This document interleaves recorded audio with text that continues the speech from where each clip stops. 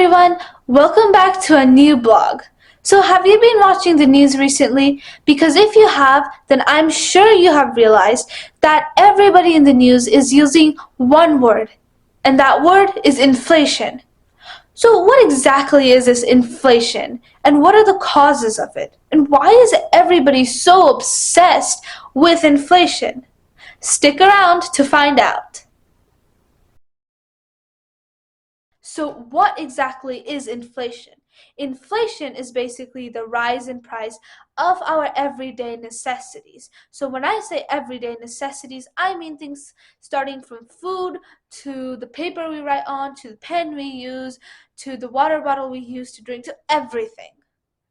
So, inflation is basically the rise in price of our everyday necessities. Now, what are the causes of inflation? Why is it happening? Well, there are three possible causes of inflation, and they are cost push inflation, demand pull inflation, and an increase in money supply. So, first off, cost push inflation.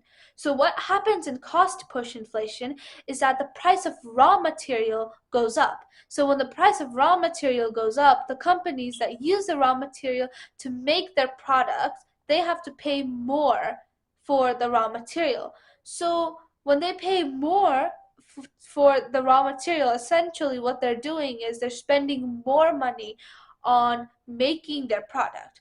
So at the end of the day, when they're going to sell that product to their customers, what they are going to do is they're going to hike up the price. So when they hike up the price, they can make a profit. Because if they don't hike up the price, then how are they supposed to make a profit?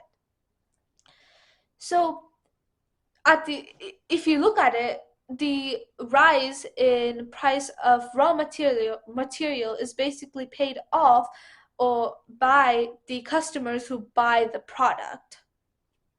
So in order to understand this, let's take an example. Let's say bread. The price of bread has been going up, and part of the reason is the war in Ukraine. Now, Ukraine was one of the major exporters of wheat, and but because of the war, it's not exporting the same amount of wheat as before. So the price of wheat is going up. And just so you know, wheat is a raw material.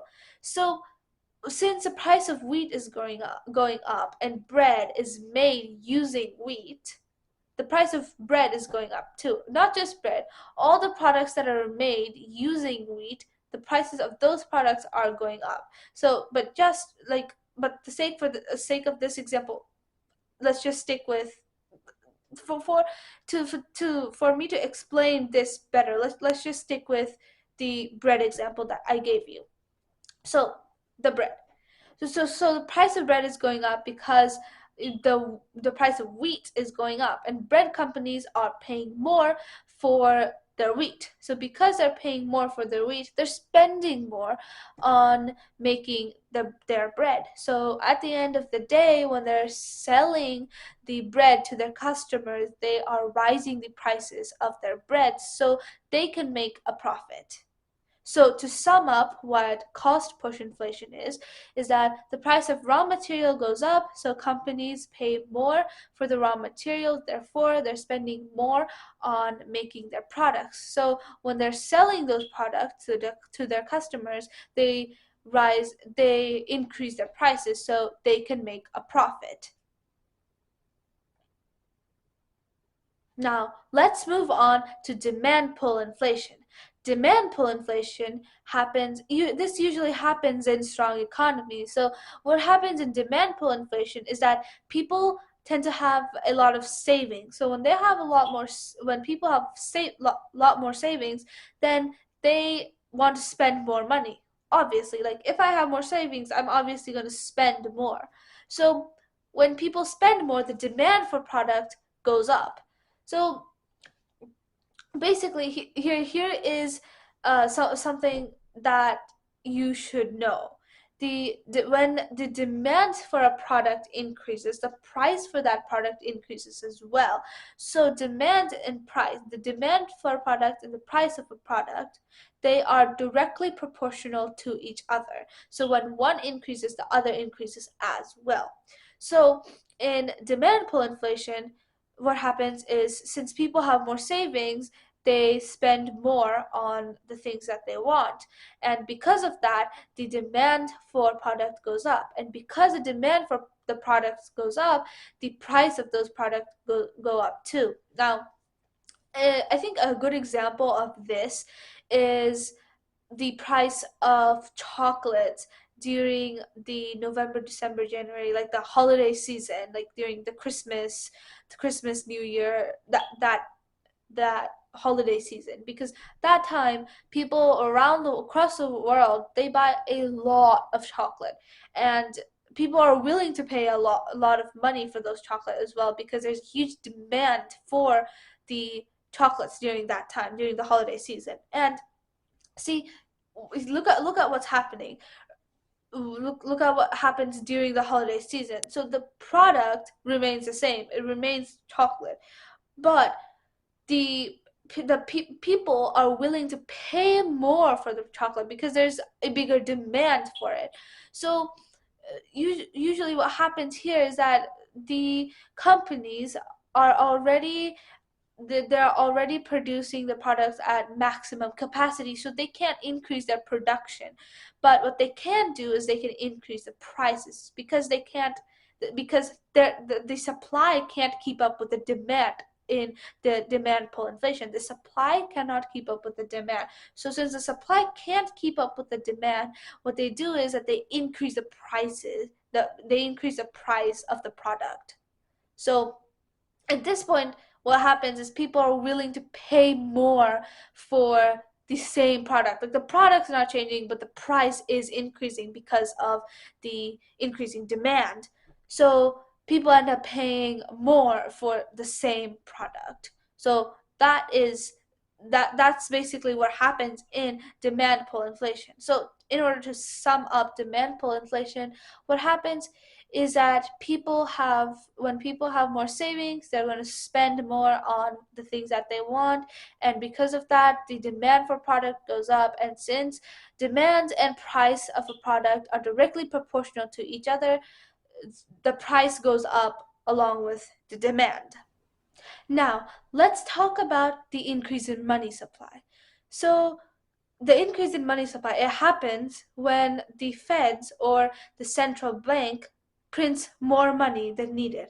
So when they print more money, obviously that money comes to the people. So when that money comes to the people, people have more savings. So when people have more savings, they're obviously going to buy more products. So when they buy more products, the demand for the products go up.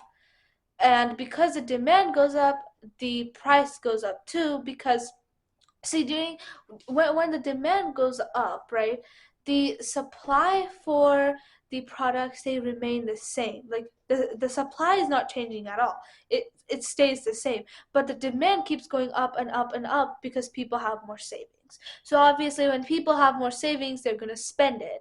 And when they spend it, but at the same time, the supply is not increasing, but the demand is increasing. So when the demand is increasing, the price of the product is increasing as well, because demand is directly proportional to the price. So let's go ahead and sum up everything that I have told you in this video. So inflation is basically the rise in price of our everyday necessities. There are three possible causes of inflation. They are cost push inflation, demand pull inflation, and an increase in money supply. And cost push inflation is basically when the price of raw material goes up, companies have to pay more for the raw materials. So because their product, they need the raw materials to make their product, so therefore what they're doing is they're spending more money on making their product, so when they're selling it to their customers, they're increasing the price.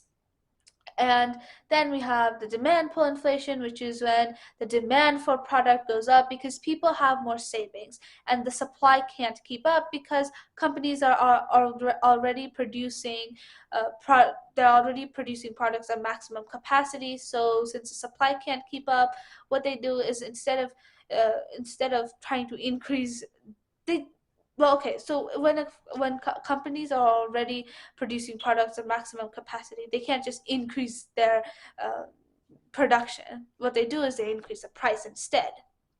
Now, then we had the increase in money supply, which is when the central bank prints more money than needed, then interest rates are lowered, and when interest rates are lowered, people have more saving. So when people have more saving, they spend more, demand goes up, and supply can't keep up, and the price goes up as well. So and so that's those were the three this that I just summed up in just a couple sentences what I shared with you in this video, what inflation is and what are the possible causes of inflation. And I hope you learned something new in today's video, and I hope that you liked today's video. Remember to subscribe and leave a thumbs up. I'll see you in my next video. Bye!